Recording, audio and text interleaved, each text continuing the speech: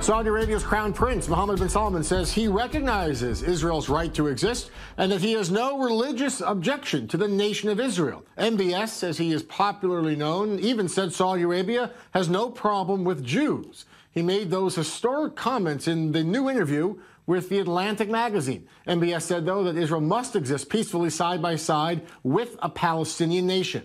Those are powerful words. And consider, just 4 months ago, Saudi Arabia refused to issue visas to 7 Israeli chess players to compete there in an important international tournament. The Israelis didn't get visas, but even the Iranian players did to compete in that event.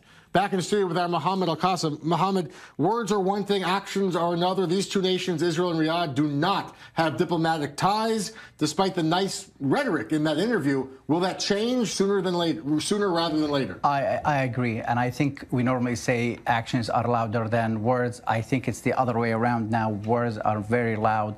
And actions will come in later. I think this will be the prelude of a new era, a new relationship between Saudi Arabia and Israel. It's going to come down to it at some point. This is just the beginning of it, this warming up of relationship. When the Crown Prince says that I believe the Palestinians and Israelis should have the right to their own land, that's almost in a way saying that Israel should exist. And this comes from a government that did not even acknowledge the existence of the State of Israel for 70 years, didn't even allow any airplane to use its own airspace to fly into Israel. So we have been seeing this comes as no surprise to anyone. If you follow the news in the Middle East in the last few years, you've seen that the relationship between certain Gulf countries, we're talking about Bahrain, the United Arab Emirates, and now Saudi Arabia, have been evolving. And this is happening a little bit, it was happening slowly. Now it's happening faster and on a higher official level. Part of this interview as well, MBS said that Iran's supreme leader is worse than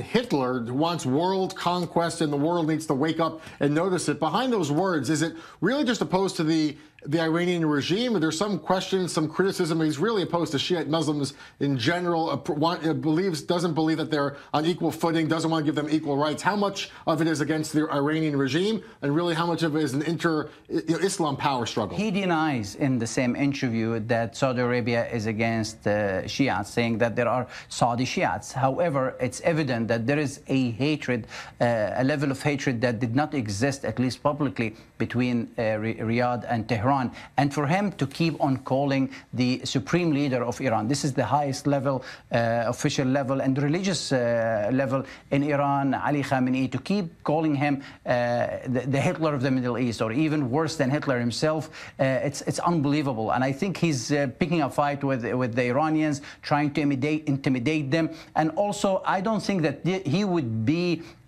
doing this without having the green light from Washington. He has been given the green light to go ahead and attack verbally Iran as much as possible. And keep in mind that there is a proxy war between Saudi Arabia and Iran taking place in Yemen. In fact, some say that there was another proxy war between Iran and Saudi Arabia in Syria.